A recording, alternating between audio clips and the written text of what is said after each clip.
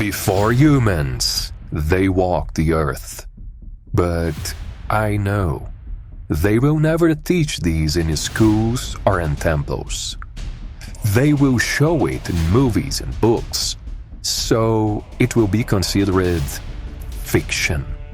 And when someone shows what happened in our past, they will say that this is madness. I know, but that won't stop us from digging deep until we find the truth. A war had broken the throne. Alalu, once sovereign of the heavens, held the crown by lineage and force, but in time, his rule waned. Power passed not with peace, but through challenge. Anu, his successor, rose not only by birthright but by right, an ancient law that power must be earned through combat and cunning. The clash between Alalu and Anu shattered more than a regime. It tore through the architecture of the gods. And when Alalu lost, he fled, not in shame, but with strategy. He did not fall, he descended. Earth in those days was not a home, it was a horizon. Alalu saw in its crust what no one else did: survival. Gold, dense in the rivers and soil, held the potential to save Nibiru's dying atmosphere. These ideas are not clear in the Sumerian tablets. There is no Alalu in the archaeological discoveries of Nineveh. Yet Hittite tablets whisper of a god named Kumarbi. Once a cupbearer, Kumarbi overthrew his sky father Anu by seizing his seed. Not metaphor, but method.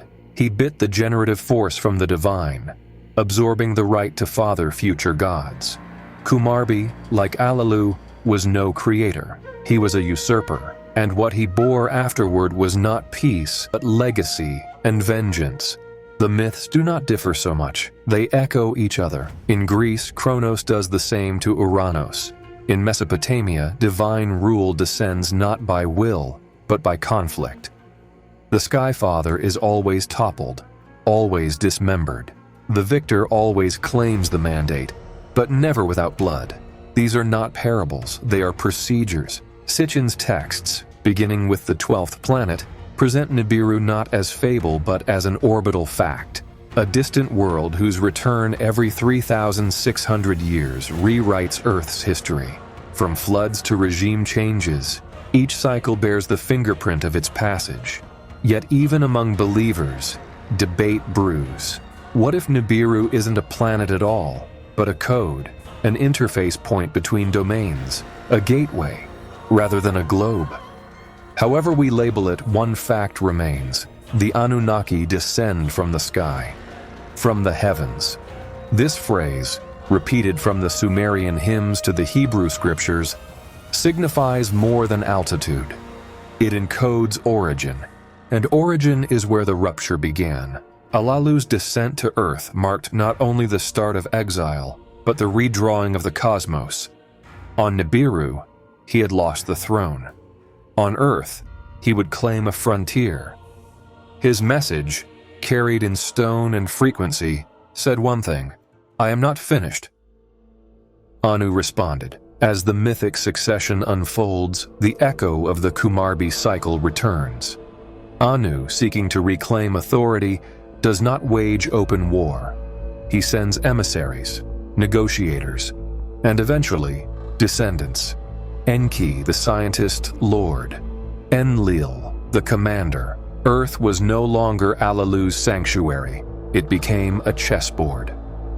In the Song of Kumarbi, the usurper bears divine heirs from the stolen seed. Gods born not from creation, but from conquest.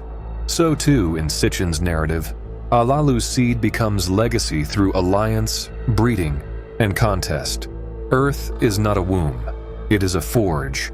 Look to the patterns. In the Theogony, Kronos consumes his children to prevent being overthrown.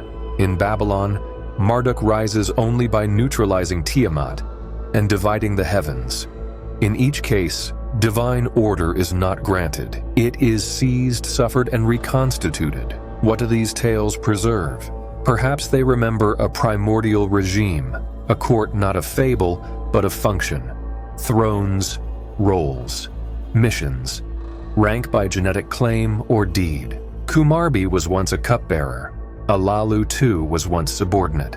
Each rose by taking. Each fell by law. These are the laws of succession, not of empire, but of cosmos. When the Anunnaki arrived, they did not explore, they deployed. Earth became an operational site. Resources were logged. Zones were claimed. Anu's followers established order.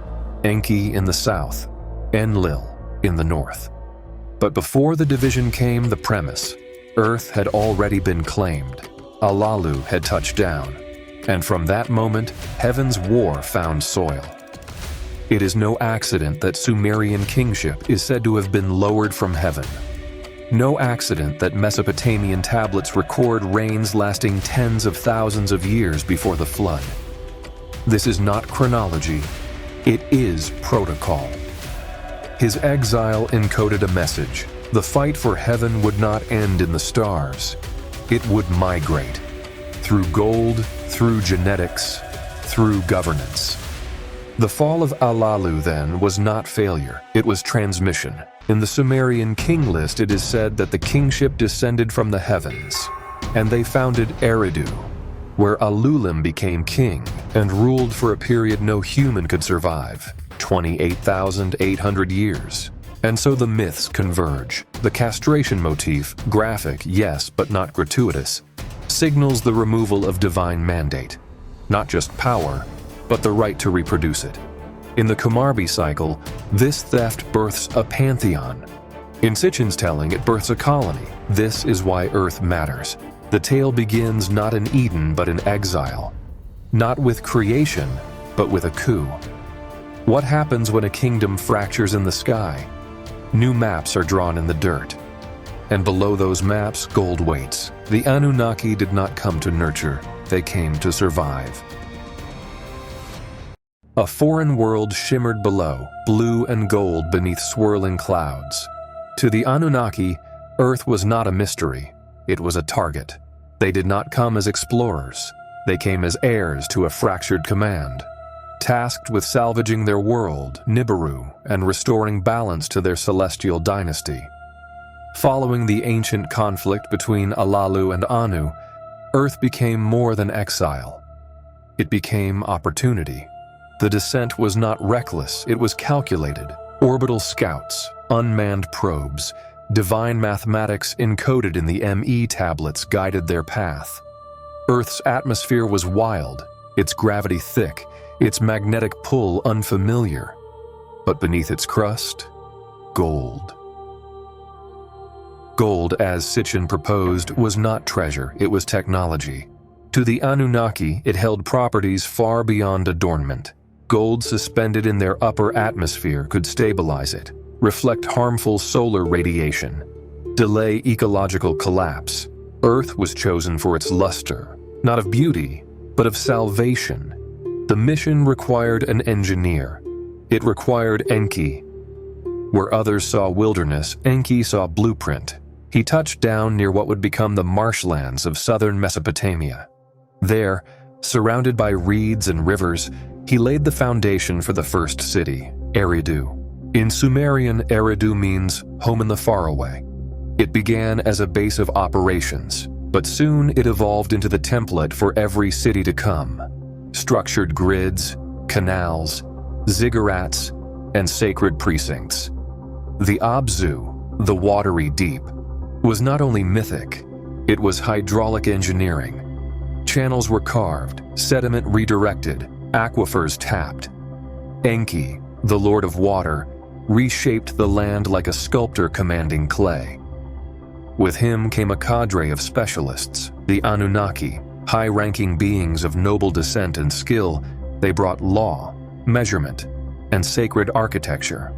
But behind them, orbiting above in silent labor, were the Igigi. The Igigi were the worker gods, celestial laborers assigned the burden of extraction. They operated landers, piloted shuttles, monitored yields. Some descended to Earth, others remained in orbit, tethered to the mission's logistical demands. This was not a colony, It was a bureaucracy. Anu, ruling from afar, delegated command of Earth to Enlil, his rightful heir.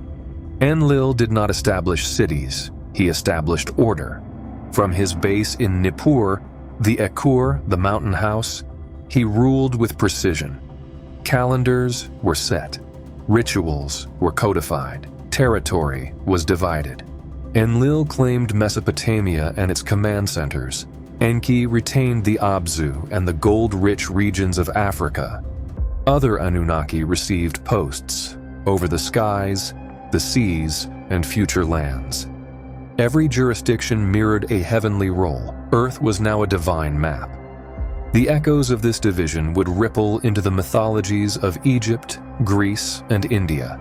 Ta crafting civilization, Zeus commanding the skies, Vishwakarma building the cosmic city.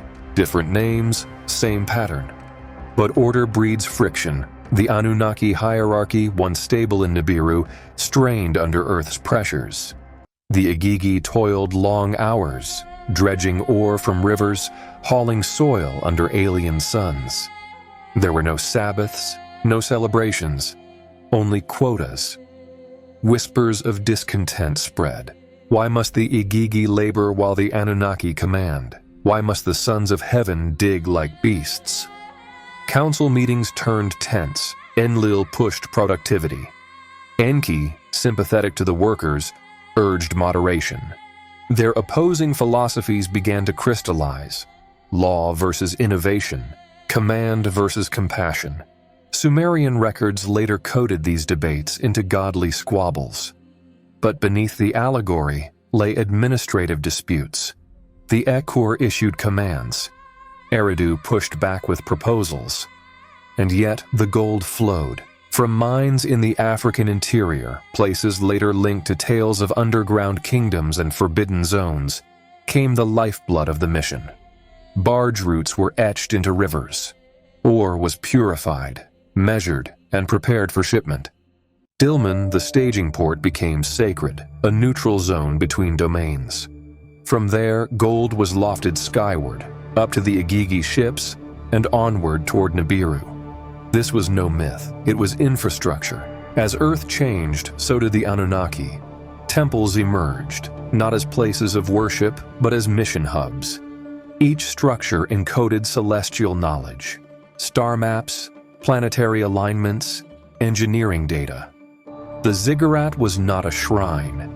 It was a command tower, but Earth was not passive. The presence of the gods disturbed its balance. Volcanoes stirred. Seismic rumbles echoed. Great floods surged in unknown lands. Mythologies from across the world, from the Andes to the Indus Valley, spoke of sky people who brought both civilization and calamity. In these stories we find mirrors, the Mayan gods who came from the stars and dug into the earth, the Egyptian deities who walked among men, building and judging, the Greek gods whose disputes shaped mountains and oceans. This was not fiction, it was remembrance, a planetary memory of the time when the gods walked the earth. But even the divine must face limits. In secret gatherings, the Igigi voiced their rage. The labor was unending, the rewards unseen. They had become tools, not beings. And so, in the shadows of Eridu in the High Council of Nippur, a question began to surface. What happens when the workers refuse to work? It is here that the seeds of rebellion were sown, seeds that would sprout into a radical experiment, a solution not of steel or stone, but of flesh. And in doing so, they set the stage for everything we now call civilization. For generations, the Igigi toiled. These were the worker gods, not rulers, not creators, but the machinery behind divine ambition. Deep in the minds of the Abzu, beneath the weight of Earth's crust and cosmic hierarchy, they labored to extract what their overlords could not live without: gold. Not mere wealth, but survival. Sitchin tells us this metal was to be suspended in Nibiru's atmosphere, a planetary balm for a dying world. But every circuit strains, every machine pushed too far cracks. The rebellion began not with swords, but with shovels set ablaze. The Atrahasis Epic recalls it with terse clarity. The Igigi, exhausted and enraged, surrounded Enlil's domain. They cast down their tools, lit the equipment, and made their fury into firelight. The gods, startled not by threat but by the collapse of order, convened a council. This wasn't a battle. It was a breaking point. Violence, they knew, would only delay the inevitable. They needed a new solution. Not another rank in the divine order. A new kind of being.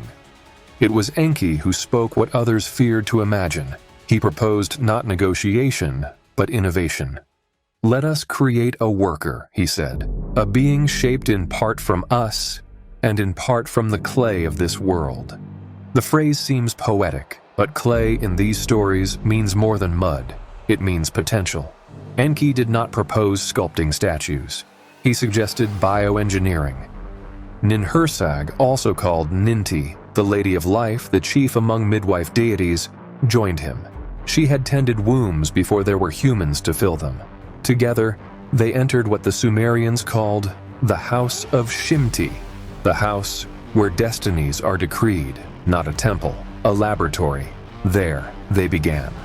The first attempts were not successes. The texts, both mythic and medical, preserve them like a forgotten bestiary. Beings with no limbs, creatures with 2 heads, bodies unable to speak, to stand, to reproduce. Each failure was a lesson, each malformed prototype, a diagram of divine limits. This isn't unique to Mesopotamia. In Egypt, Khnum sits at the potter's wheel, spinning life from river clay, while Thoth inscribes each form's lifespan.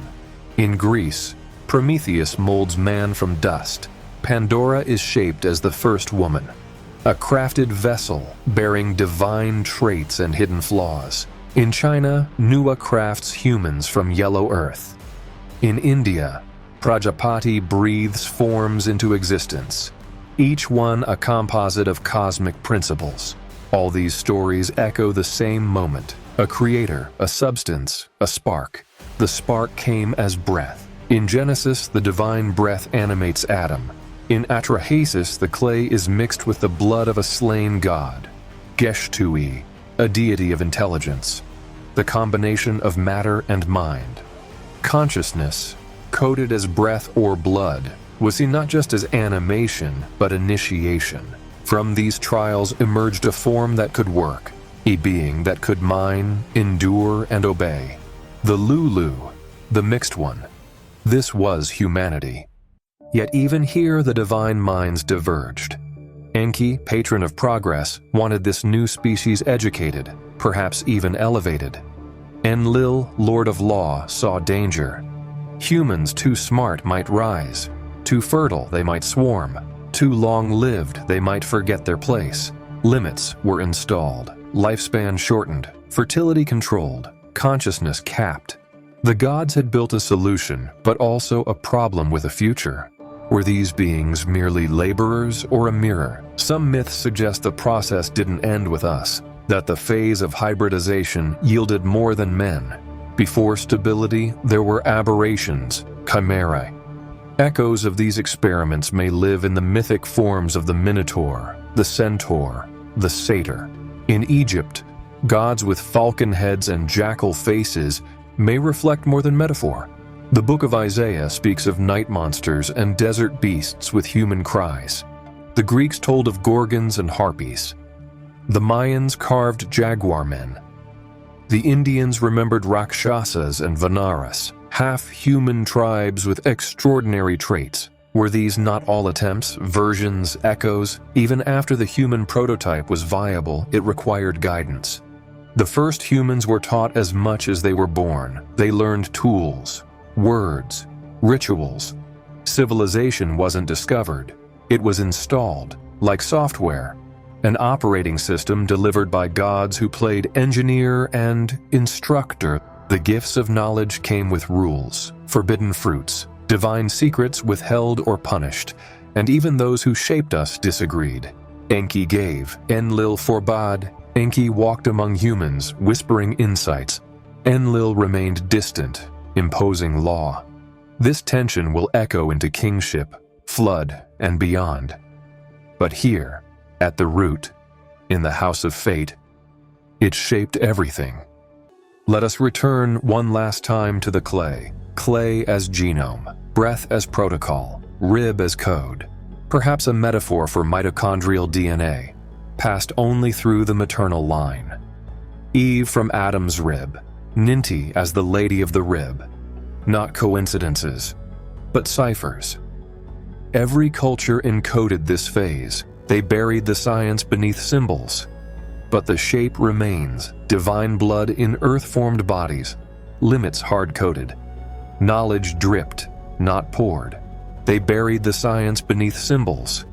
But the shape remains, divine blood in earth-formed bodies, limits hard-coded. Knowledge dripped, not poured. The lab had closed, and in its place the temple rose. From the clay chambers where life was first molded, a new architecture of power emerged.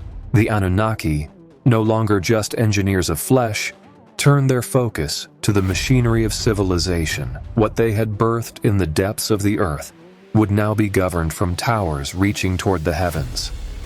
Kingship was not discovered, it was delivered. The phrase etched into Sumerian stone is not metaphor. Kingship was lowered from heaven. The divine council, led by those who walked the earth with the authority of the skies, transferred dominion to human vessels. These kings were not merely appointed, they were shaped, sometimes literally, to carry divine essence. Some were the offspring of gods and humans. Others were selected and refined, their bodies elevated through unseen rites. All carried the mandate of rule, but none without a chain leading back to the celestial source. Cities began to bloom, Eridu, Uruk, Nippur, Shuruppak. But they were not human inventions. They were replications of order from above.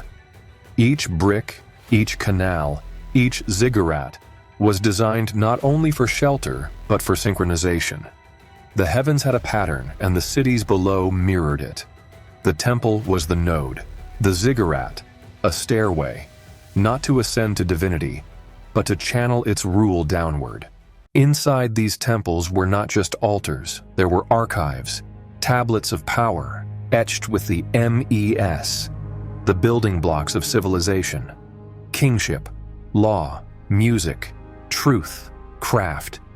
Each ME was a program, a capability downloaded from the divine to the terrestrial. They were not static commandments but active technologies, controlling who could rule, who could speak, what could be known. And not all MES were given freely, some were stolen. Inanna, goddess of war and love, once took them by cunning from Enki, the patron of wisdom. She transported them to Uruk, turning her city into a cultural superpower. In this act, theft became transmission. Civilization, it seemed, was a series of authorized leaks. The kings themselves became extensions of this divine software. They held the rod and the ring, symbols of measurement, justice, and law. But their real power came from proximity to the gods. They performed rituals not for belief, but for protocol. Temples were not churches, they were control centers. Enlil watched from Nippur, the Ikur temple anchoring the divine bond between heaven and earth. He was the administrator, the enforcer of limits. Where Enki gave tools, Enlil imposed rules. The two brothers governed not in harmony, but in tension. Enki whispered secrets to mankind: metallurgy, irrigation, calculation. Enlil issued edicts, population controls, labor quotas, religious taboos. Their conflict echoed through policy, through priesthoods, through kings. Enlil's kings were lawgivers, shepherds under divine command. Enki's protégés were builders and poets, hacking the cosmic code for beauty and advantage. The structure of civilization was shaped by their rivalry. Rapidly, the world changed. Agriculture, writing, trade, architecture, these did not emerge slowly. They exploded. The archaeological record shows abrupt complexity, advanced city grids, sophisticated weights and measures, codified law. There were no long transitions, only sudden arrivals. To the ancients, these were not inventions. They were gifts. Time itself was reshaped. The stars, once distant fires, became clocks. The Anunnaki introduced the calendar, structuring time by solstices, equinoxes, and stellar ages. Temples were built to align with constellations. The movement of the heavens dictated the rhythms of Earth, harvests, coronations, even wars. Time became a sacred geometry, encoded into stone. This was not unique to Sumer. In Egypt, the pharaoh was Horus on earth. Divine blood made flesh. In the Andes, the Sapa Inca ruled as the sun's direct heir. In the Indus, the priest kings governed cities laid with cosmic precision. Everywhere, kings claimed to descend from or speak for the gods. This was not mimicry. It was memory. What began in Eridu rippled outward. From ziggurat to pyramid, from temple to obelisk, the same pattern repeated. Divine order made terrestrial. And with each iteration, the gods retreated further into the sanctum. Access became ritual. Knowledge became encoded. Power became hereditary. But even as civilization flourished, fractures appeared. Some kings claimed too much. Others defied protocol. The human divine lines began to blur. Semi-divine offspring rose. Heroes, giants, rulers of great renown. Some brought glory. Others brought chaos. The Anunnaki watched, divided. For some, this expansion was triumph. For others, it was trespass. The cities had grown. The temples multiplied. But the harmony of heaven and earth began to tilt. Omens darkened. The stars shifted, and whispers of reset began.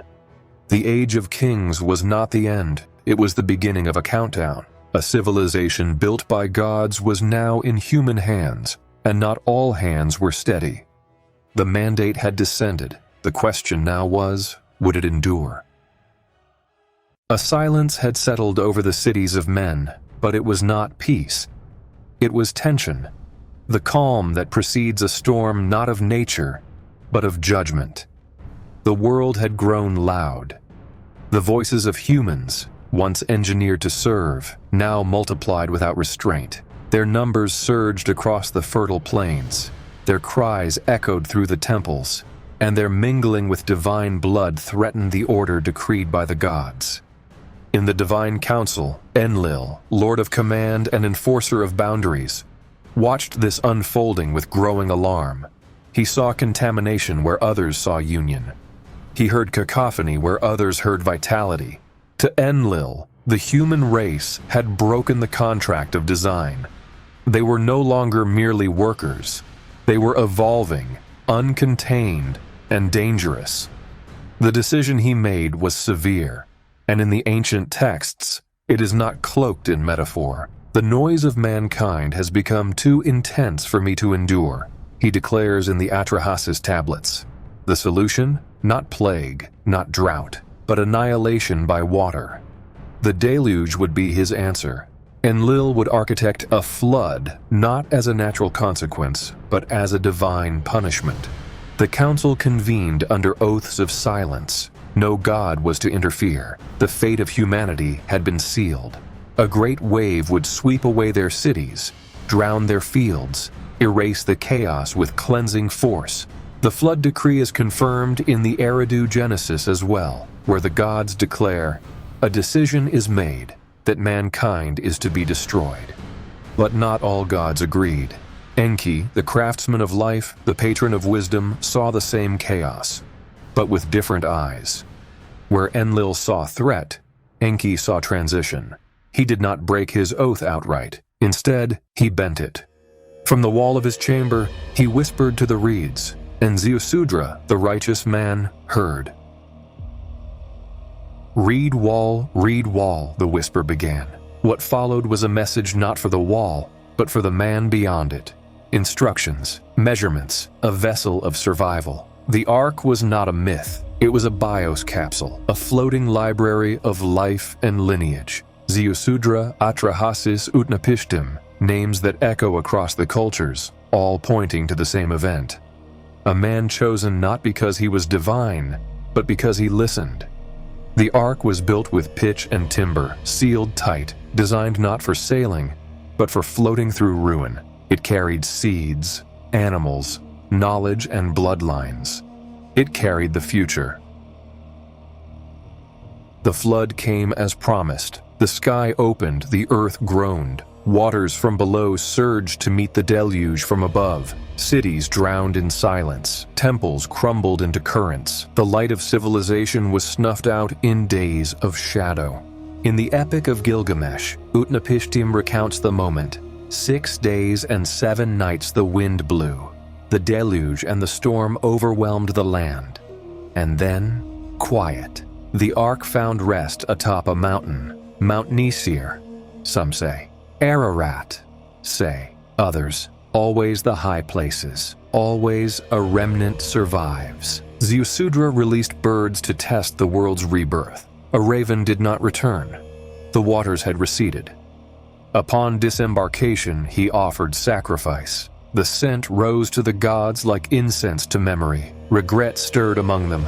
Even Enlil, seeing the devastation, accepted the survival. A new covenant was born, not written in law, but in limitation. Lifespans would be shortened, fertility would be capped, knowledge would be guarded. Humanity would rise again, but under new constraints. They would no longer walk among the gods, but beneath them. The flood myths of the world echo this truth like ripples from a single stone. In India, Manu is warned by a fish. In Greece, Deucalion builds a chest. In the Hebrew texts, Noah obeys divine command.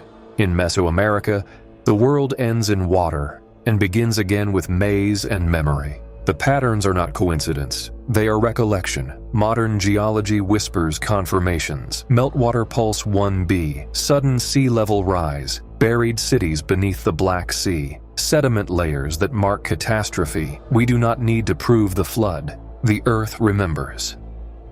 The Sumerian King List tells us, then the flood swept over, a simple line that divides one world from another. Enki's mercy did more than preserve life. It preserved legacy. The survivors were not random. They carried the codes, genetic, cultural, spiritual. From their seed came new kings, new cities, new covenants. But the gods had changed. They withdrew, not in anger, but in caution. Contact became rare. Appearances became myth. Their laws remained, but their presence faded. The Great Flood was not just water. It was a line drawn between the old world and the new. Between a time when gods walked freely and a time when they watched from the stars. The earth was quieter now. The roar of thundering waters had faded into whispering rivers. The temples stood bathed in dust, where once they resonated with the tread of gods. In the wake of the flood, humanity staggered upright in a world washed clean. Ruined cities, broken ziggurats, buried archives. But where voices had been loud and direct, now the gods spoke in symbols. The age of survival had ended. The age of forgetting was about to begin. The survivors did not see the Anunnaki as they once had. They no longer walked among men as rulers. Their voices came through priests, whispers of dreams, or celestial omens. The divine became mystical. The rulers became semi-divine. And the truth of what had come before was locked in myth and ritual. Over time, myths replaced history, allegory replaced archive, memory flickered and then dimmed. Yet it was not total loss. Hidden beneath myth's layers lay temples that still held the blueprints of gods, initiation halls that preserved ritual texts, star maps carved into stone that echoed the heavens. The King List of Sumer remembers kings who reigned for tens of thousands of years, long before the flood. The temple inscriptions of Edfu speak of a first time, Zeptepi, when builders and gods cooperated, when the earth was ordered by blueprints falling from the sky. Scribes, initiates, and keepers of scrolls carried forward fragments of cosmic order, astral cycles, sacred rituals, measurement standards. When direct divine presence finally receded, encoded myths evolved. Titans, Olympians, Watchers, Nephilim all became cultural reframes of figures who once walked openly. The ancient battles in the sky transformed into stories of heroism or evil. The gods became angels or demons. Technologies became miracles. Hybrid creatures became monsters or saints or symbols. Across India's epic tales, the Mahabharata, the Devas and Asuras warred in heavens. The Vimana lore spoke of flying palaces and sky crafts. In Judaic tradition, the Watchers and Nephilim became warnings. In Christian Apocrypha, in Enoch's vision, the secrets of heaven were only for those who dare read beyond the veil. Every culture carried shadows of the same form. Suppression and loss attended every temple archive. Enuma Elish, the Book of Enoch, fragments of Gilgamesh, erased or marginalized, codices buried beneath dust, scrolls lost in conquest or fire. The great library stores, from Nineveh to Alexandria, from Qumran caves to Nag Hammadi, all tell of texts hidden, destroyed, or whispered in secrecy. What remained was curated myth, heavily edited ritual, shaped to serve kings or priests, not to preserve the full record. After the flood, the Anunnaki withdrew, not completely gone but remote. Their presence was mediated. Kings claimed divine lineage. Priesthoods carried the weight of knowledge. Temples became custodians of secrets. Initiations and mystery schools held fragments of the old ways.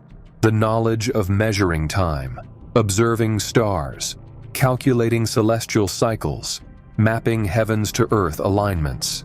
The priest astronomers continued charting Venus, Sirius, the constellations not as gods themselves, but as watchers of what once was. And the sky itself kept rhythm.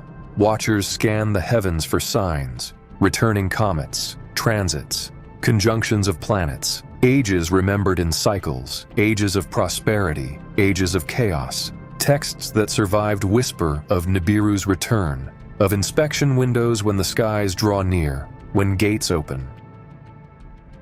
Prophetic voices in revelation, Hopi prophecy, astral lore across cultures, all anticipate return, a return of gods, or a reactivation of what was built. Today, the legacy remains in flickers, sudden leaps in technology, inexplicable architectural precision in ancient ruins, star-aligned monuments, encoded mythic motifs in art.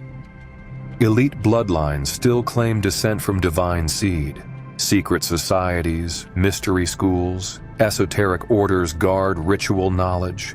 Observatories and temple ruins become pilgrimage points, as though we still remember, somewhere in our DNA, that the sky once belonged not just to the stars, but to those who came down. We ask, why bury the gods? Why redact contact?